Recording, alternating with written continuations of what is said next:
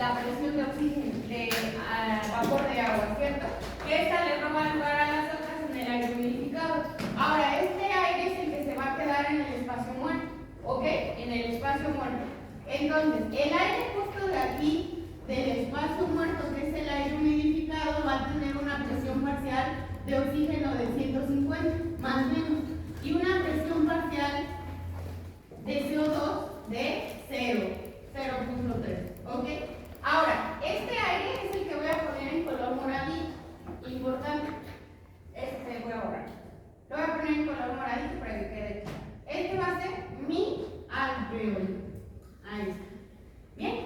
Ahora, ese aire que trae una presión parcial de oxígeno de 150 y una presión parcial de CO2 de 0, a medida que entra el alveolo se encuentra con una novedad, que va a ser que el alveolo ya tiene una cantidad de aire presente. ¿Y quién determina esa cantidad de aire presente? El aire previo, pero también los capilares. Ahora, acuérdense que aquí el alveolo, muchachos, tiene capilares que llamaremos de sangre venosa y de sangre arterial por la composición que presentan. Ahora, el metabolismo de la célula bajo condiciones normales, esta es la célula, produce una cantidad de CO2 constante, que es la que pasa a la sangre venosa, y produce una presión aproximada de 46 milímetros de mercurio. ¿Ok? Muy bien. Ahora, en esta misma sangre venosa, que es la que viene de la célula, esta es la presión de CO2, pero también hay una presión de oxígeno. ¿De cuánto? De 40. ¿Por qué viene muy poquito oxígeno en la sangre venosa? Porque la célula lo consumió y a través de ese consumo de oxígeno realizó la respiración y como desecho, entre otras cosas, tiene CO2. Ahora, en esta región, donde hay una mezcla justamente de la sangre venosa y la sangre arterial, hay una pequeña transición que vamos a marcar, que es esta región, y ocurre una difusión, o bueno, una pequeña transición de este CO2 hacia esta región, dejando una presión parcial en la sangre arterial de CO2 alrededor de 40 milímetros de mercurio, de CO2. Es esta pequeña transición. Ahora, esto ocurre en cuestión de milisegundos, alrededor de unos 500, 300 milisegundos. Ahora, el detalle es que cuando este aire va entrando al alveolo, ¿cuánto traemos de CO2? 0. Y entonces se crea un gradiente, ¿cierto? ¿Hacia dónde se va a querer mover el CO2 de esta sangre? Hacia acá. Y se va a mover hasta que encuentre el equilibrio, 40 y 40. ¿De acuerdo? Ok, muy bien. Entonces, en el área alveolar ya traíamos 47 de agua. Ahora resulta que tendremos 47 de CO2. ¿Ok? A eso le llamaremos presión alveolar de CO2, también llamado factor 2. ¿Ok? Ahora, hay una regla, muchachos, que dice lo siguiente. Voy a borrar esto, ¿ok? Ya sabemos que eso hay en el alveolo bajo condiciones normales. Hay una regla que dice. ¿Por qué 47? 40 de CO2, 47 de vapor de agua. Ajá. Sí, te dije, ¿no? Es de que muy bien. 47 CO2. Perdón, de vapor de agua, de vapor de agua. Muy bien. Ahora, hay una regla, muchachos, que se llama regla del cociente respiratorio, que nos dice que por cada milímetro de CO2 que se aumente, de CO2, repito, va a haber una disminución de 1.2 milímetros de oxígeno. Esta es una regla. Ahora, esta regla es para el metabolismo celular siempre y cuando sea un metabolismo celular homogéneo, principalmente basado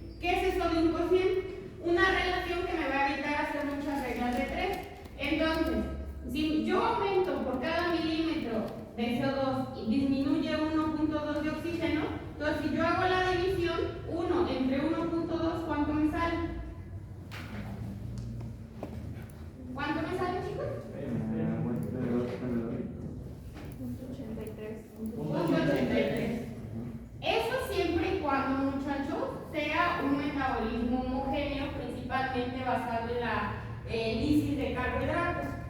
Se dice que cuando hay un metabolismo salud que está solamente por la destrucción de lípidos, el cociente cambia a 0.7. Cuando es un 0.9, cuando es una destrucción de proteínas, 0.7, va a depender, pero de manera constante es 0.83. Ahora, doctora, ¿este cociente para qué me sirve? Les decía, para evitar hacer muchas reglas de 3. Vean el siguiente ejemplo. Si yo les digo, muchachos, la presión del alveolo aumentó a 40 milímetros de mercurio de CO2, ¿ok? De CO2, ¿cuándo se modificó la presión de oxígeno? Tendría que hacer una regla de 3, ¿cierto? Yo ya sé que por cada milímetro de CO2 que se modifique, de mercurio, va a haber una modificación de 1.2, ¿cierto? Muy bien, ¿cuándo me sale esa regla?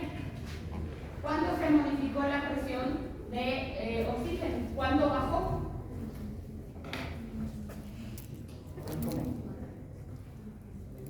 A ver, repito la regla. Por cada 6 milímetros de mercurio que aumente de CO2, baja 1.2 de oxígeno. Si les estoy diciendo que la presión aumentó 40, ¿cuánto tuvo que haber bajado la de oxígeno? 48. Ahora, esta regla me la puedo evitar, ¿sí? ¿Qué pasa si yo agarro el 40 y lo divido entre 0.83? ¿Cuánto me sale? 48. Entonces ese cociente respiratorio ya es una constante. Y entonces siempre que yo les dejo que se les presente un valor de CO2, ustedes ya pueden saber cuándo baja la presión justamente de oxígeno. Si les digo, tengo una presión de CO2 alveolar, ¿cuánto disminuirá la presión de oxígeno? ¿Qué tendrían que hacer? 60 entre 0.83. Lo dejan los autores entre 0.8, eso me causa poquita variabilidad, pero bueno, ¿cuándo me bajó la de oxígeno? 72. Ahora, Doc me dice me bajó, pero con respecto a quién? Al aire inspirado, ¿ok? Entonces, esta ecuación se llama ecuación del aire alveolar y queda de la siguiente manera. Sirve para calcular o predecir la cantidad de oxígeno que va a haber en el alveolo, que va a depender, ya vimos, de la cantidad de CO2, misma cantidad de CO2 que viene de la sangre, ¿ok? A ver, entonces, vean lo que dice la regla, chicos. Esta es especial. Dice, la presión alveolar de oxígeno va a ser igual a la presión inspirada. ¿A qué me refiero con esta presión inspirada? A la del aire inspirado, que es la misma del aire humidificado, ¿ok? Menos la presión alveolar de CO2 sobre el cociente respiratorio, entendiendo que el cociente respiratorio ya sabemos que es 0.8. ¿Vamos bien? Ahora entonces, aquí viene para que lo tengan en cuenta. Este 0.8, ¿por qué sale? Porque lo que les decía, se dice que se producen 8 moles de CO2 por cada mol de oxígeno que se utiliza, pero bueno, eso es de bioquímica, no vamos a entrar en eso. Entonces, vean chicos, si hago mi ecuación y yo quiero saber la presión alveolar de oxígeno que hay justamente, voy a tomar la presión inspirada, que es este 150. ¿Se acuerdan de dónde salía ese 150? Del aire humidificado, ¿ok? Y entonces me sale 40 entre 0.8, ¿cuánto es? 48, ¿cierto? Ahí bueno, 40 entre 0.8 sale 50, pero nosotros ya sabemos que era 48. Muy bien, entonces la presión alveolar de oxígeno será de 100, ¿ok? Muy bien, ¿esto por qué es importante? Porque en condiciones ideales, así como aquí, esto es lo que debería permitir justamente la digestión. Analicemos este esquema. Presten primero atención. El aire humidificado o el aire inspirado es este, ¿cierto? Ese ya habíamos obtenido los cálculos de dónde salía ese 0 y ese 150, ¿sí o no? Hasta ahí vamos bien. Ahora, ese aire iba ingresando al alveolo, y entonces, se encuentra con la novedad de que ya hay CO2. Ese CO2 que difundió porque dijo, pues no hay nadie del otro lado y esta es una membrana permeable, yo cruzo. ¿Ok? Entonces, el CO2 ya estaba establecido 40 y con base en la fórmula que acabamos de calcular, ya sabemos que la presión de oxígeno va a quedar de 100. Ahora, eso es dentro del alveolo, en el área alveolar. Aquí es cuando se crean los gradientes que permiten la difusión, porque yo tengo 100 milímetros de mercurio de oxígeno en el alveolo y entonces esto crea una diferencia de presiones con respecto a quién principalmente, a la sangre venosa, que traía solo 40 milímetros de mercurio de oxígeno. ¿Por qué? Porque la célula lo había consumido. Entonces se crea un gradiente de presiones que denominaremos gradiente de presiones del aire alveolar contra el gradiente, contra la presión de la sangre venosa. ¿Ok? Ahora, ¿cuál es la diferencia? ¿Cuánto sería el gradiente? 100 contra 40. ¿El gradiente cuánto es? De 60. Ahora, este oxígeno, ¿para dónde se va a mover? Pues del alveolo hacia la sangre. Y no hacia allá, sino de inicio hacia acá. Y a medida que se va oxigenando, la sangre va moviéndose hacia este lado. De manera, se va a mover, tiene tiempo suficiente para moverse durante la inspiración hasta que alcance el equilibrio, semicien. De tal manera que la composición que nosotros encontramos en el aire alveolar respecto a presiones va a ser la misma que la de la sangre arterial, dando por hecho que la membrana alveolo-capilar está intacta, ¿ok? Dando por hecho que la ley de Fick se cumple 100%. ¿Vamos bien? Ahorita vamos a ver otras determinantes. Ahora, por ejemplo, si les pongo el siguiente ejercicio, calcular el área alveolar o la presión arterial alveolar de oxígeno, calcularla cuando la presión alveolar o arterial de oxígeno, que es lo mismo, es de 60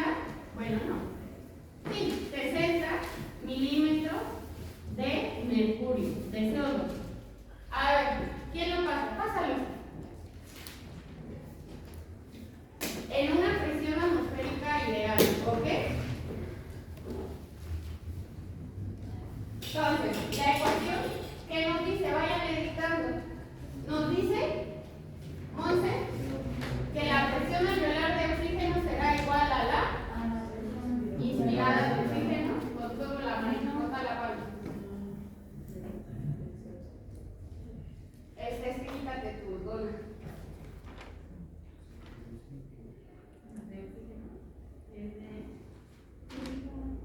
A ver, ordenemos las ideas. Gente.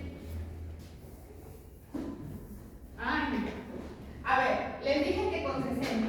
La ecuación dice, presta atención, presión alveolar de oxígeno es igual a ¿cuánto, chicos? Presión inspirada de oxígeno, 150. Vamos por partes. Presión inspirada de oxígeno menos presión alveolar de CO2 sobre mi cociente respiratorio. Vamos bien hasta ahí, ¿cierto? Ahora, por regla de jerarquía de operaciones, mi Paco 2 era de 60 sobre punto 8, ¿cuánto es? ¿Cuándo? ¿Cuánto? 72. 72. 75. Ay, no confíen ustedes, chamacos. 75. Es 75. Ay, Es 75. 75, sale. Muy Ah, bien. bueno, pues. Ya ven, lo que una profesora llega a ser 75. Ah, bueno, Ok. es que es de los decimales. Muy bien. Ahora, mi presión inspirada, ¿de cuánto era? En la atmósfera normal de 760. 150. 150. Y ya muy fácil, la presión entonces de oxígeno en el alveolo va a ser de 75 milímetros de mercurio. Pregunto, ¿cuánto va a ser la presión arterial de oxígeno? 75. ¿De acuerdo? 75. ¿Ok? Ahora, ¿necesariamente eso se va a reflejar en saturación baja de oxígeno? No. Tiene que llegar a puntos muy críticos, ¿no? ¿Cuál es el punto crítico? Creo que 40, por ahí. Menos de 60. ¿Ok? ¿Por qué? Porque puede ser que una persona... A ver, esto es importante. Esta presión es la presión de gas que hay en la sangre. No es lo mismo que saturación. La saturación se refiere a la cantidad de hemoglobinas que están repletas de oxígeno. Porque acuérdense que en la sangre arterial quien transporta principalmente el oxígeno es la hemoglobina. ¿De acuerdo? Muy bien. Ahora, pregunto, ¿en qué condiciones, en qué ejemplo de patología pueden encontrar una PACO tan alta? ¿En qué condición el alveolo ¿Una acidosis respiratoria? En la acidosis respiratoria hay un aumento de CO2 en la sangre. ¿Ok? Muy bien, ¿por qué?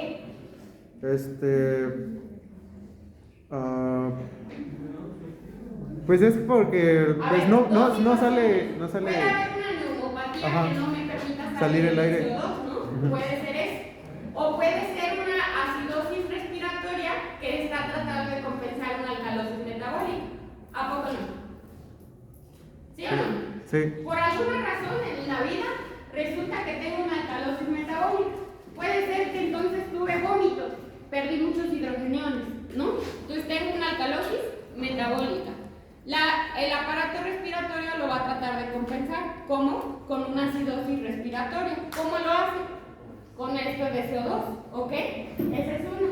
Entonces, si tengo poco bicarbonato, lo trato de compensar con un aumento de CO2, ¿ok?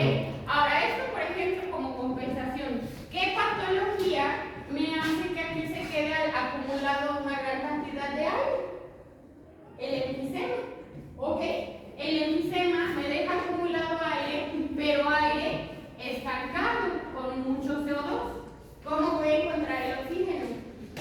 Bajo. ¿Y este oxígeno en el alveolo, cómo va a estar el oxígeno en la sangre? Bajo también. ¿De acuerdo? Muy bien. Ahora, el caso opuesto. Resulta calcular la presión arterial alveolar de oxígeno con una presión inspirada normal cuando la presión de abajo es de 16. ¿Cuánto me da la presión alveolar?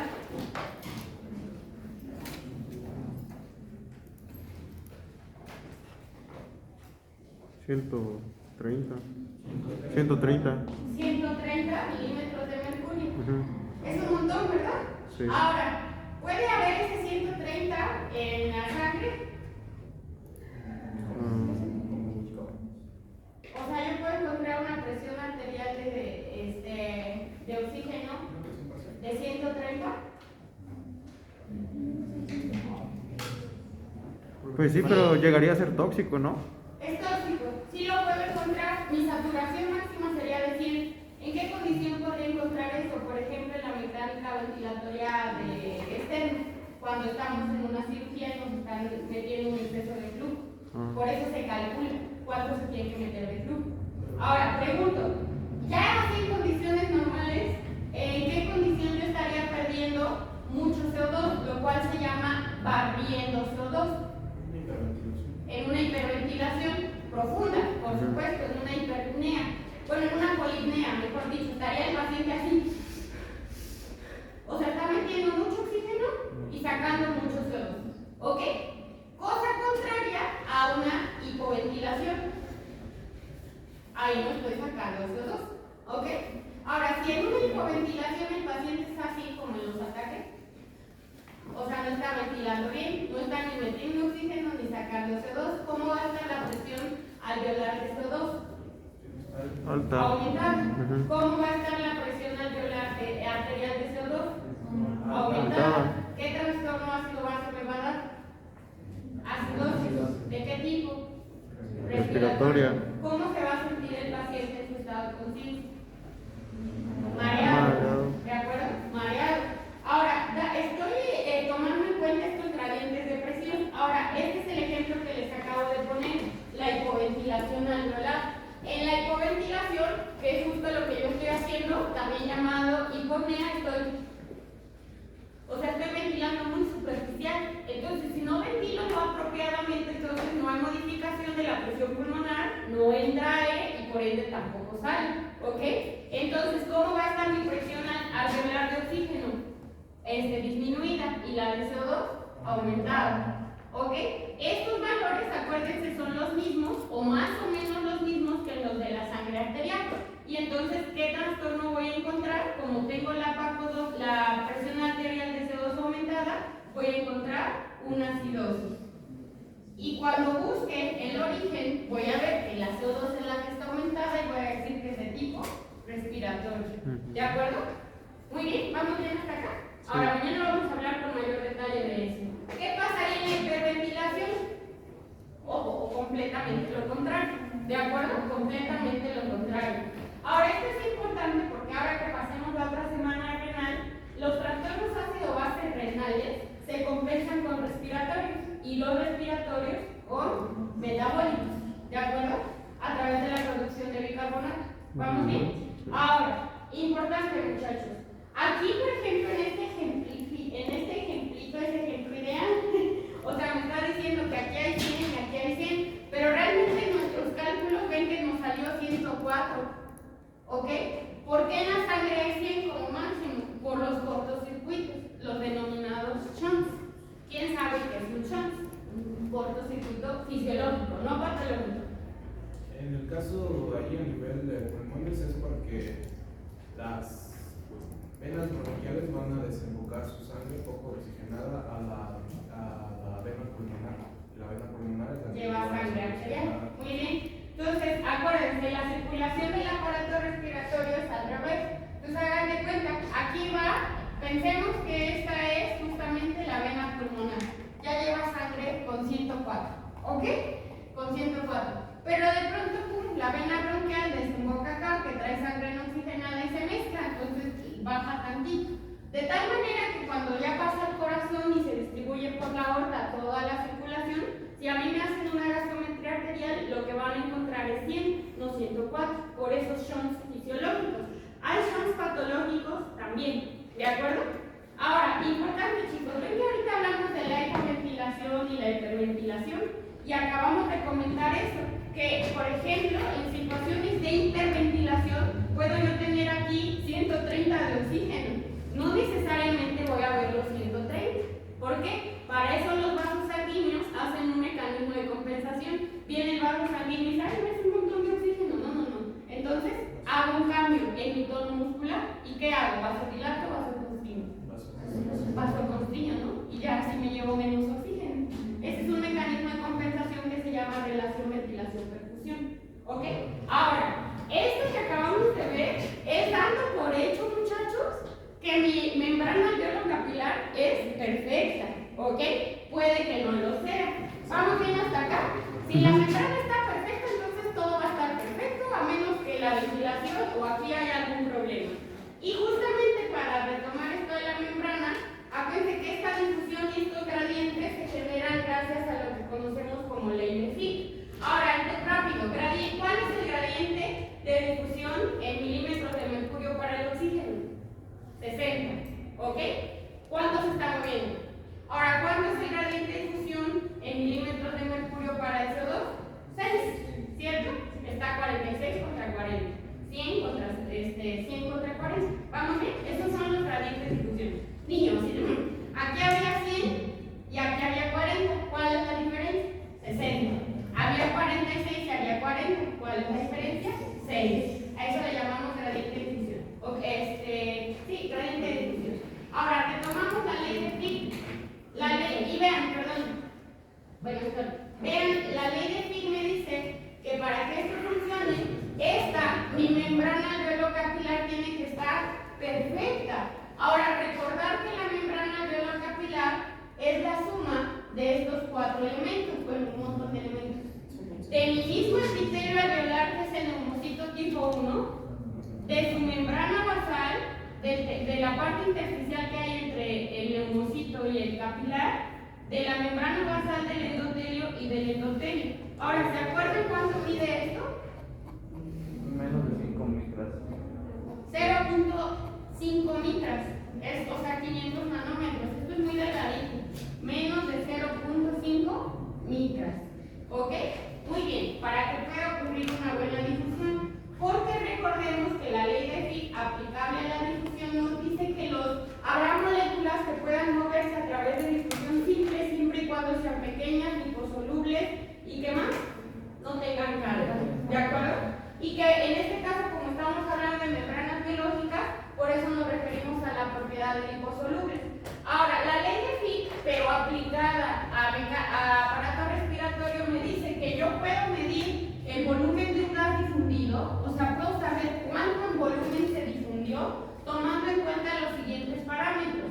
El área. ¿Cuál es el área de difusión?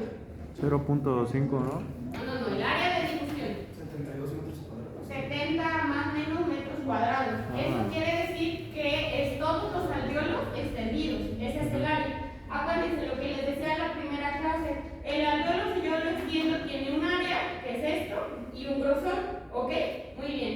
Entonces, el área son más o menos 70 metros cuadrados. La constante de difusión, ¿a qué se refiere? ¿Qué a la constante de difusión, la letra D. Todos los gases tienen una constante de difusión distinta que se refiere a la velocidad en centímetros sobre segundo a la que van a cruzar una membrana. Si yo soy el oxígeno, cruzo a una velocidad determinada, ¿ok? A una temperatura ideal, a una presión ideal. El CO2 cruza a otra constante diferente. Cada gas tiene una constante distinta, tarea de investigar las constantes de difusión. Pero en términos generales, pregunto, esto sí lo tienen que saber, ¿qué gas difunde más rápido? El oxígeno. Muy bien, muy bien. Y la constante de difusión, muchachos, se mide en centímetros sobre segundo. ¿Ok? Muy bien. Ahora, esa es la constante de difusión. ¿Y la presión cuál sería? Esta presión 1, ¿cuál sería?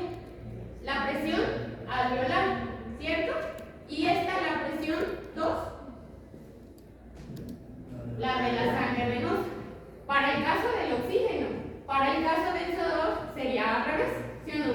¿Ok? O la mayor contra la menor. Ahora, vamos a retomar esto mañana. Pregunto, a ver, ustedes van a decir, doctora, ¿y realmente en la vida práctica, en la clínica, medimos cuánto volumen se difundió? No, no lo medimos, ¿de acuerdo? Tampoco los neumólogos lo miden, por eso no vamos a hacer ejercicios, porque eso sí no tiene aplicación. Lo que sí tiene aplicación es lo del expiro.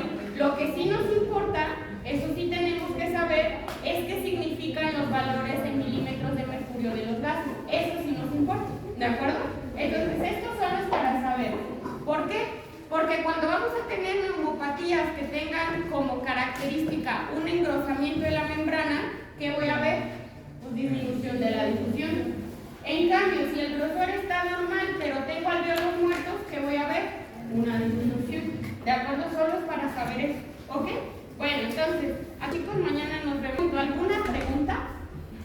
Ahora, ayer, si no me equivoco, les dejé un ejercicio, ¿cierto? Sí. Pues hoy se los dejo. A ver, el ejercicio es... Y ustedes, a ver, borren eso del video. A ver, chicos, le ponen pi. Ven que tenemos esta tablita, ¿cierto? La de la composición de los gases. Todavía nos falta ver un poquito la del gas expirado. Pero el gas expirado, chicos, simplemente es un promedio, que también podemos ver, justamente del gas alveolar con el gas del espacio muerto. Porque hagan de cuenta, aquí en el espacio muerto se quedó una cantidad de gas con una presión de 150 para oxígeno y de 0 de CO2. Una cantidad entró, que es de la ventilación alveolar, ocurrió la difusión y ya quedó con un CO2 más elevado, ¿sí o no? Y ya luego tiene que salir. Ahora, cuando va saliendo, se mezcla con el del espacio muerto, ¿sí o no? Y entonces el aire expirado en realidad es un promedio del aire alveolar con el aire del espacio muerto. ¿Ok? Muy bien. Y justamente, por eso a la hora de ver la composición del aire expirado, resulta que tengo una presión de CO2 de 26 y me dicen, o de 20 más o menos, y dicen, doctora, pero si hay aquí 40, ¿cómo expire menos? Y lo demás se mezcló con lo del espacio muerto. ¿Ok? Lo mismo, yo aquí tenía 100 de oxígeno y cuando veo cuánto saqué 120. Y me dicen, doctora, ¿cómo voy a sacar más oxígeno del que había en el alveolo? Pues porque se mezcló con los 150 que había en el espacio muerto. ¿Ok? Esto es muy interesante. ¿Qué les dice? Entonces, esta tablita, muchachos, la van a hacer ustedes ahora para todos los aires. Mañana voy a pasar a quien sea. No se confíen porque los paso, ¿eh? Entonces, van a hacer los mismos cálculos, pero para una presión atmosférica de 450 milímetros de mercurio. Ok, los porcentajes se quedan igual para la atmosférica. Aquí el agua se queda normal. Lo que va a modificarse aquí, les voy a dar con una PCO2